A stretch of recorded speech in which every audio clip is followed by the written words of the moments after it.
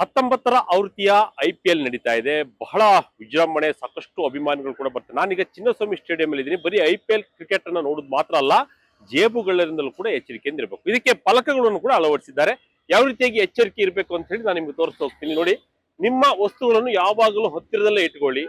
ಗಿಜುಗುಡಿದ ಅಥವಾ ಅಪಾಯಕರ ಸ್ಥಳಗಳಲ್ಲಿ ಮೊಬೈಲ್ ಅನ್ನ ಎಚ್ಚರಿಕೆಯಿಂದ ಬಳಸಿ.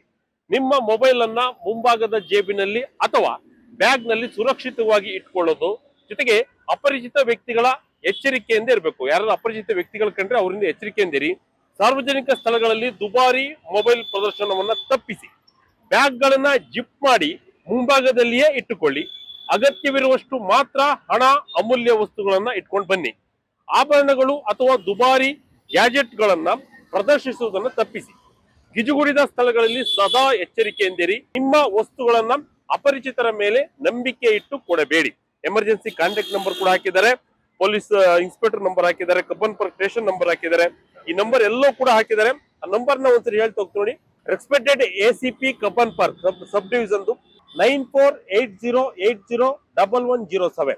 ಇನ್ನು ಪೊಲೀಸ್ ಇನ್ಸ್ಪೆಕ್ಟರ್ ನಂಬರ್ ಕೂಡ ಹಾಕಿದ್ದಾರೆ, ಕಬ್ಬನ್ ಪಾರ್ಕ್ ಪೊಲೀಸ್ ಸ್ಟೇಷನ್ 9480801122.